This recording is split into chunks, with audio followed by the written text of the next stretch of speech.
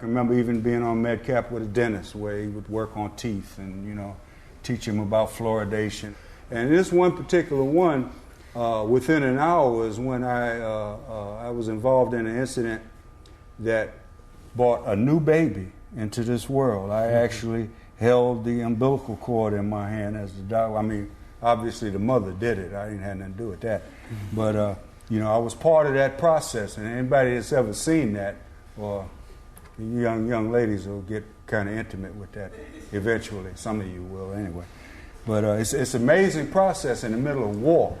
In the middle of I'm smelling napalm, I'm smelling death, and here's this new little ugly baby coming in, because we're all ugly. Don't let nobody coming into this world.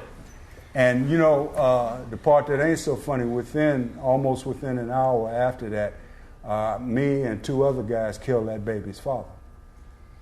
Literally killed the baby's father. So within an hour, this 20-year-old kid, and that's how old I was at that time. So I got to live with that, and I've had to live with that. The dichotomy of life, a brand new life coming into this earth, coming onto this planet in the midst of war. And then within an hour, taking the baby's father off of this earth. All within an hour, and all within the spirit of winning. How many hearts and minds you think we won that day?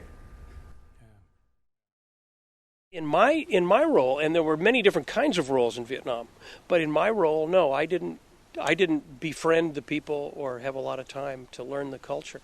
I was fascinated because out in the field we would see beautiful old shrines that for the most part were partially destroyed at the very least, but beautiful woodwork and stonework, and I could just see the remains of a culture.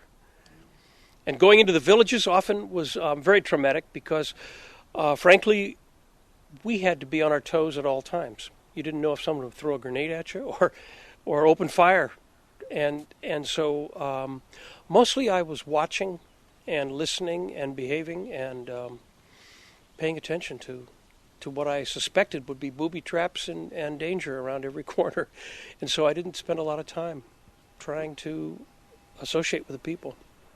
We didn't get that much contact with them, but when we did, I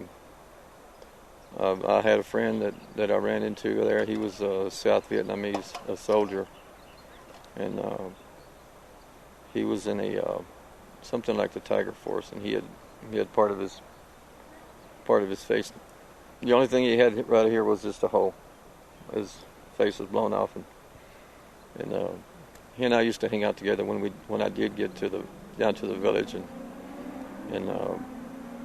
just to visit with some of the people, and also I ran into she was a Vietnamese. She had a little shop there. She's not a shop, but a little cafe that she sold food stuff to us, hamburgers, and that was one of the times I got French fries when I was there. But in her back room, she said, "Well, come on over here and I'll show you." So I went in her back room, and she had the Ho Chi Minh. She was a sympathizer of Ho Chi Minh. I didn't know that at the time, and I guess she wanted me to know that she wasn't on my side, but she was still friendly. I mean, she didn't pull out a grenade or anything to kill me or nothing. Just, I guess she wanted to know.